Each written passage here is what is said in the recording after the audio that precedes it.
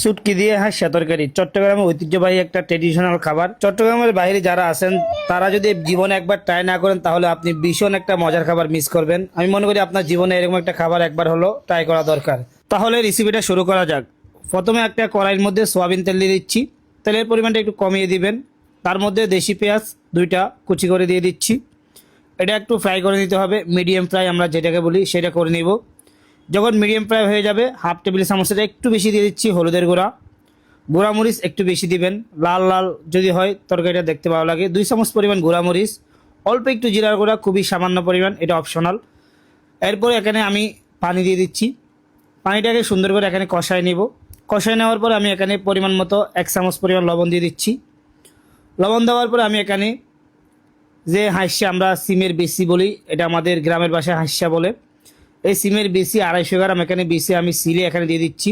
অবশ্যই ঢাকার বাইরে যারা আছেন এই সিমের বেশিগুলি মিনিমাম 3-4 ঘন্টা ভিজিয়ে রাখবেন, তাহলে আপনার সিলতে সময় লাগবে না, তাড়াতাড়ি সিলা যাবে, ইনস্ট্যান্ট সিলতে পারবেন না। এরপরে এই সিমের বিসিটা আমি এখানে কষাই নিব মিনিমাম 10 থেকে 12 মিনিট। এখানে মিনিমাম আপনি 80 থেকে 75% সিমের বিসিটা এখানে সিদ্ধ করে নিতে হবে। এই পানির মধ্যে চুলার হিটটা একেবারে মিডিয়ামে রেখে নাড়াচাড়া করে সুন্দর করে সিদ্ধ করে নেবেন।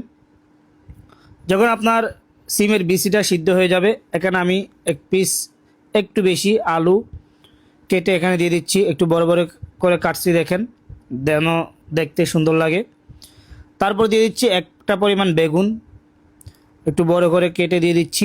এখন আর একটু নাড়াচাড়া করে একটু মিক্স করে একটু কষায় নিব। এরপর আমি এখানে 400 গ্রাম মতো সুরি শুটকি নিয়ে নিছি। দেখেন এগুলি আমি একটু বড় বড় করে কেটে নিছি। এগুলি আমি গরম পানি দিয়ে সুন্দর করে ওয়াশ করে নিব। ওয়াশ করে এখন আমি এগুলি এখানে দিয়ে দিচ্ছি। এগুলি দেওয়ার পরে আরেকটু সুন্দর করে নাড়াচাড়া করে ভালো মতো মিক্স করে নিতে হবে। এখানে একটু কষাই নিতে হবে যেন সবগুলি ইনগ্রেডিয়েন্টস ভালো মতো সব জায়গায় ঢুকে। এখন দিয়ে দিচ্ছি 4 পিস টমেটো। টমেটোগুলি একটু বড় বড় করে মাঝখান দিয়ে কাটবেন। একটা টমেটো 4 পিস করে কাটলে হবে, এর বেশি কাটতে হবে না। যদি ছোটো করেন তাহলে আপনার টমেটোগুলি এখানে গলে যাবে। এরপরে সবগুলি ইনগ্রেডিয়েন্টস আবার ভালো মতো মিক্স করে এখানে একটু কষায় নিতে হবে। আপনি যদি পারেন একটু ঢাকনা ডেকে দিয়ে 2-1 মিনিট সুন্দরভাবে কষায় নেবেন, তাহলে আরও ভালো হয়। এখন আমি এখানে পরিমাণ মতো পানি দিয়ে দিব।